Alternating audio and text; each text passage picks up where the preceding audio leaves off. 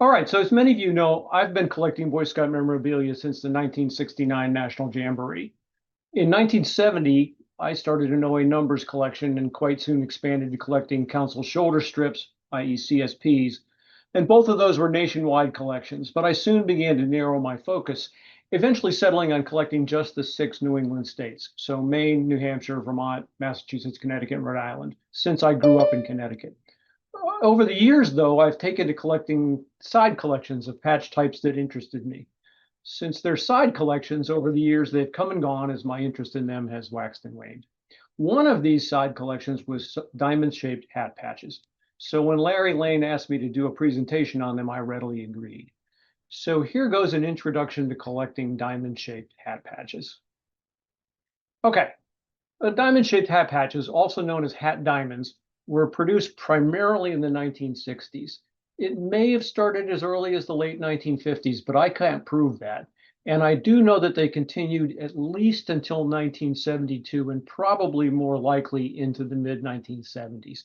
There are very few dated hat diamonds. The latest is from 1972 that I've seen, and the earliest is from 1968. So it's really difficult to pin down when most of them were issued. The vast majority of these were the same size and shape, 60 millimeters wide by 50 millimeters high. In other words, 2 inches high by 2 1/3 inches or so wide. And so they could be collected in 3-ring binder pages made for 2x2 coin flips, which is 20 per page. And I've showed you a picture here of a page with coins in what are known as 2x2 coin flips. They're cardboard folding holders for coins that can be stapled shut. Most collectors now of coins would tell you don't do that, but that's what was done for years and years and years. But the bottom line is you can still very easily purchase these 20 slot per page pages on Amazon, easy to find. So the collection was really easy to manage. My entire collection, and I had a pretty good one, fit easily into 1-inch binder. I have seen a couple hat diamonds with plastic backs, most notably one of the film on issues. And that's why I say that they probably continued into the mid 1970s. All right. Jim Goldrup, I asked him to give me the dimensions of his Moses Scout Reservation hat diamond yesterday because I don't have my collection with me. And he prepared this wonderful illustration for me, which shows that the sides of each one of these hat diamonds was 40 millimeters. And when oriented correctly as a horizontal patch, it was 50 millimeters high by 60 millimeters wide, or an imperial, 2 inches high by 2 and 3 inches wide. You can rotate them about 45 degrees, like I've done with the Pioneer Valley on the left, and that shows how you can slot them very easily into these 20 slot per page pages. So anybody who's interested in collecting these, very easily done. Most, if not all, of the hat diamonds were made by a single company, the Universal Hat and Cap Manufacturing Company, Incorporated of Chicago, Illinois. The image here of the Lake of Isles Scout Reservation 9th year hat diamond has the manufacturer's name and address, the council to which it was shipped, and the manufacturer's product number. From the address on the label, you'd think the patch is much older than it really is, because the return address still uses the old U.S. Post Office zone numbering system, which was replaced by the 5-digit zip code system in 1963. So if you look at the label, you think, oh, this patch is from pre-1963. But in reality, it's not. The Lake of Isles 9th year was 1968. And you can tell that when you're looking at Lake of Isles patches, which happens to have been the camp I grew up in, by counting the number of trees. And this one happens to have 9, so therefore it's a 1968 patch. But the important part of this image is to show that they were made by the Universal Hat and Cap Manufacturing Company in Chicago, Illinois. Hat diamonds were intended to be worn primarily on these forest green hats that were very popular in the 60s and were probably made for the BSA by the same company, the Universal Cap and Hat Manufacturing Company. They were shipped with the patches pre-sewn, and the company also shipped the patches separately. I know they weren't all sewn on hats because when I was collecting these, I purchased a collection at one point that had entire sleeves of some of these hat diamonds, clearly not on the hat. But if you see one that looks like it's got a zigzag stitch around the border, it originally began as a patch on a hat. I talked to Mitch Reese about these particular hats and asked him whether this was a catalog, if this had a catalog number. And he said these hats were never in the equipment catalogs. So they must have been some sort of a special order deal the councils could make. Again, this hat shows that ninth year 1968 staff hat with the hat diamond from the last slide that was sewn on it. Here are the hat diamonds for the 1960, 1964, and 1969 National Jamborees, as well as for the 1967 World Jamboree. You can see that the 69 Jamboree here is issued on a staff hat, and I believe the others were issued on staff hats as well. The 1960 is vertically oriented. Very few hat diamonds were actually vertically oriented. I think there's probably only a half dozen different ones known.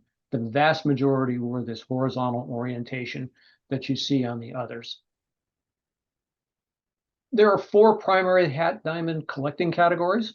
So Jamboree hat diamonds, high adventure base hat diamonds, council hat diamonds, and camp hat diamonds.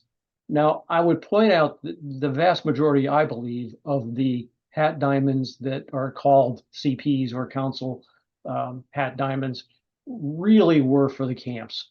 But, you know, the rule of the duck applies here, and we've seen this in CSPs as well. But the rule of the duck, you know, is if it looks like a duck, waddles like a duck, and quacks, it's a duck.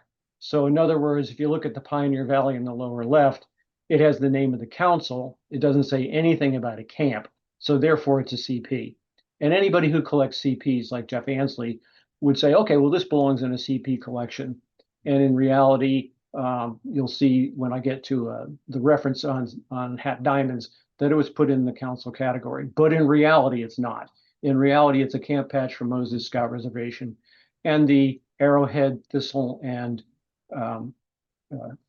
campfire that you see on there was the design that was used on the camp patches of that era from Pioneer Valley Council. By the way, for those of you who don't know, there were several very common CP shapes, each of which had a following over the years. Back in the time when I was first collecting in the 1970s, into the 80s, and even into the early 90s, there were a lot of people who collected the various shapes. So you have people who collected not just the hat diamonds, but also collected 2-inch rounds, you know, that had council names on them, or the ones that were actually hat shaped, a dome with a bar across the bottom. And there are still people who collect them, but the following for each one of these is not what it used to be. Okay, there's another hat diamond that need mentioning, and that's the type that was worn by Cubs, Scouts, and Senior Scouts on their uniform hats. This is what's known as a garrison cap, also known as an overseas cap, sometimes known as a side cap. I grew up with it in the Coast Guard, knowing it as a garrison cap. These diamonds are a different shape. You'll notice by looking at the one here on the Scout cap that it's really more like a square that's been rotated 45 degrees. It's not 2 inches by 2 1/3. It's really actually the same on each side. These were virtually always, if not always, found on the caps. If you see one off a cap, it's been taken off a garrison cap. And there are people who collect these as well, and I'll talk a bit more about them later on. So collecting hat diamonds, the wonderful thing about this is that even now, in 2025, there's a resource out here for anybody who wants to take up this particular collection. It's on a website called gilwell.com. For those of you who are not familiar with gilwell.com, it was a website that was developed, well, more than 25 years ago by Kevin Doyle in Hawaii. And at one point, since Kevin collected these hat diamonds and I collected hat diamonds, we started talking about it and we decided to put it on gilwell.com. So the vast majority of the work here was done by Kevin, but with my assistance. And it went live in 2003. Now, Kevin hasn't updated this site in many years. And quite frankly, he's not really, as far as I know, he's not really involved in scout collecting anymore. I reached out to him just the other day, told him what I was doing for this presentation and asked him if he had any comment, and he didn't even reply, which is sad. So I'm not sure where he is at this point in his collecting arena, but he has kept this site active. So gilwell.com still exists, and this particular site can still be found. So I'm going to take you to the site now and bring you through it. So this is the Hat Diamonds homepage, if you will, on gilwell.com. And this is written by Kevin. And as you can see, the last time it was updated was February 9th, 2018. And so it talks about the fact that I assisted him with this and so forth and so on. And that we've broken the collection up into major subject areas, which are the ones I talked about earlier. So I'm going to click on each one of these. And so you should now see the page for those garrison cap and other scout uniform cap hat diamonds. So Cub Scouting, you see it shows the 6 basic ones that are known or were known as of 2003 when this went live. These were the Cub ones. If I go back and go to the Boy Scout hats, you'll see 11 different ones there. And by the way, let me digress for a moment and say that back in 1984, in Scouting Collectors Quarterly, which was the quarterly magazine of the National Scout Collectors Society, or NSCS, which was a predecessor to what we call ISCA now, there was an article by Brad Estabrook on Scout hat emblems, which was all about these particular emblems that could be found on uniform hats. And I tell you about that because I want to make a plug for ISCA. And if you're on Facebook, I know some people, blah, blah, blah, don't like ISCA. Well, it's too bad. The reality is ISCA and its predecessors were the standard for the scouting collecting community for many, many, many years. And if you go to Scout Trader, SCOUTTRADER.org, and join ISCA, you have the ability to see many, many things as a member that give you way more than what you pay for every year to be a member of ISCA.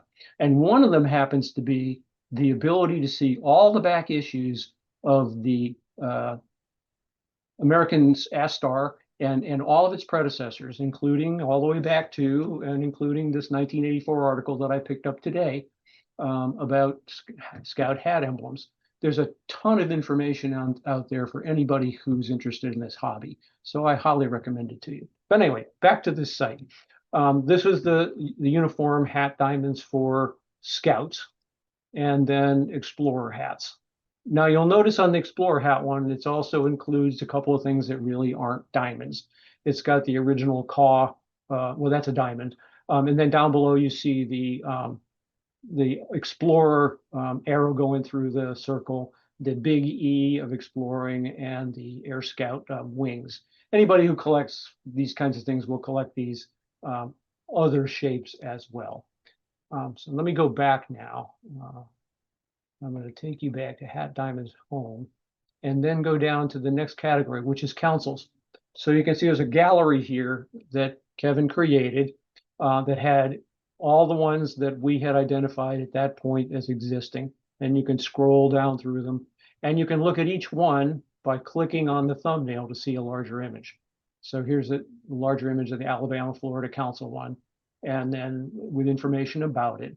And then you can hit next, it'll go to the next one, Alamo Area Council, and so forth and so forth. Take you back to that particular gallery. And for the North Carolina guys, I see an Eastern Carolina Council one right here for a camporee. There's a few for camporees. There aren't that many that were issued for camporees, but there were a few. And here's I think this is East Carolina as well, but also for a camporee. Fun stuff. But you can scroll through all the council ones and see what they are. A lot of these don't have any lettering on them whatsoever. And so identifying the councils was very difficult. But hold that thought, because I'm going to show you how we got helped out a great deal with this particular issue. In addition to people that were telling us when we asked them, tell us what these mean. Then the camps. So like I said, I think most of these were really for camps.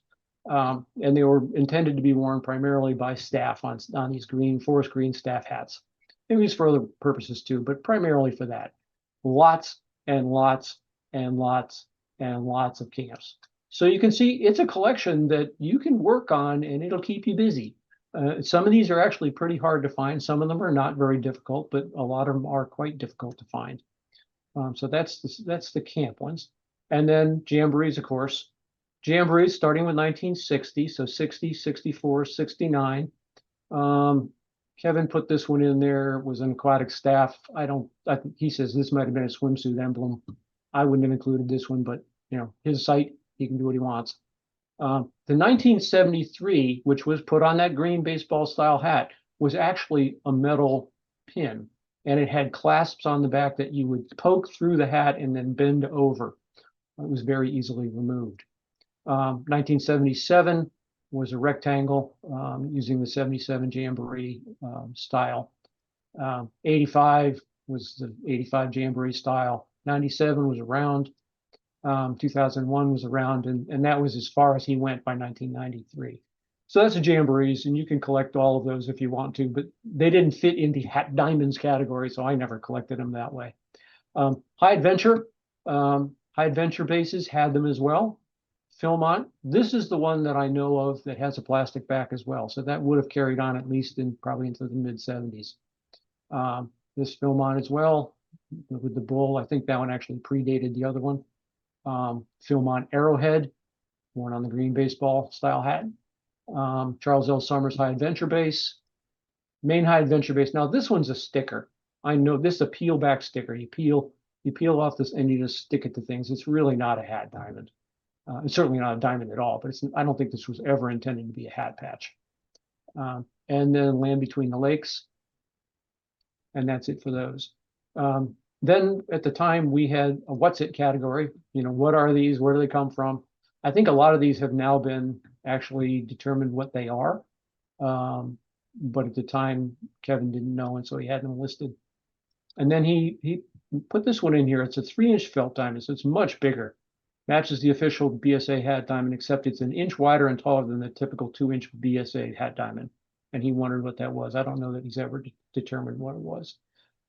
Okay, so that's the main page that we created way back in 2003, and it's sad that it hasn't been very much updated, but I sold my collection probably 20 years ago, and I don't think Kevin is Kevin, you're not keeping it up. When I go back to home, this last paragraph says, we were able to confirm the identity of many of these courtesy of Bob Shotwell, who shared a collection of manufacturers' sample cards, and you saw a sample card earlier. And you can see the scans here. So he provided to us, before he auctioned all of these off, he provided to us photos of every single one of the ones he had. And I know Larry's got one for sale right now on his site at eBay. But these are the ones that we got.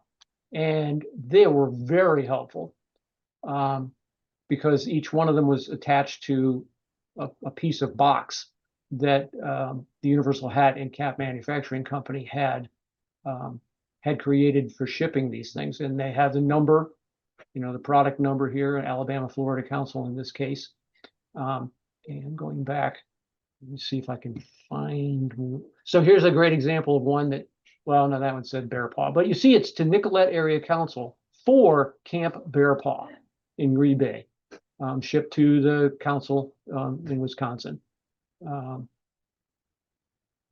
another really good one. Oh, if I can find it in here. One of them is, we always wondered what it was. It was called Vieira's Vultures. Where is it? Oh, by the way, here's one. This Norwella Council in Shreveport, Louisiana. This was one of the ones where I had multiples of these when I first purchased that collection. I probably had 30 of these.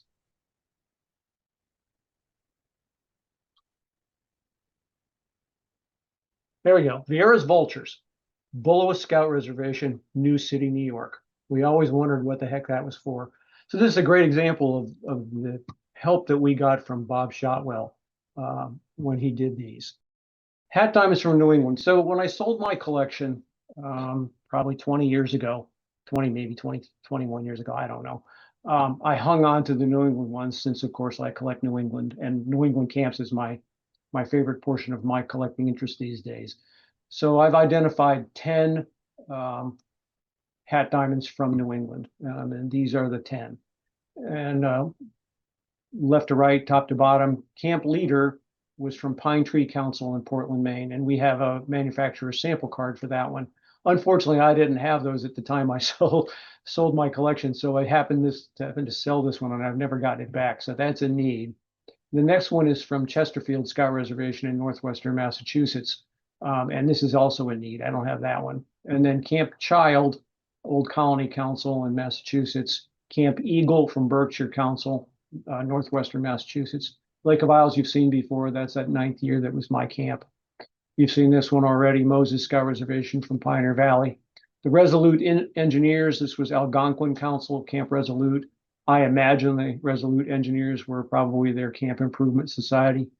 Camp Squanto was Squanto Council. This is the older one here with the blue twill and the Indian facing left. And then a newer one here with the deer motif. Both of these were used on patches from the particular era. This is definitely newer than the older one. And then JNW Reservation is June Northwest Webster Scout Reservation, which is where the Trader is held the first weekend of March every year. So that's the 10 that I'm aware of from New England. I think I got them all. I didn't scroll through all my camp portfolios to see if I missed one the other day, but presumably I think it's the 10. If I missed one, somebody will certainly tell me. This is the cards again. We talked about these. These are the New England cards that we found from Bob Shotwell. That's how we identified the Portland, Maine, which is Pine Tree Council camp leader. The camp child says Brockton, Mass. So if it's Brockton, Mass for Camp Child, that would be after the merge between the old Colony Council and Squanto Council in 1969. They became Old Colony Council, but the old Colony Council was in East Walpole, Massachusetts. So if it says Brockton, this probably is after the merger. Then the Camp Eagle, of course, we can prove that it's Camp Eagle, even though it's upside down here, because it says Berkshire Council. And then Lake of Isles you've seen. And then the next slide's got the Moses, says Pioneer Valley Council. And then Algonquin Council for the Resolute Engineers. And then the 2 Squantos are on here for Brockton. I'm pretty sure that this one here on the left is actually from after the merge. So this is from Squanto Council, and this one is probably from Old Colony Council. And that's it. So any questions?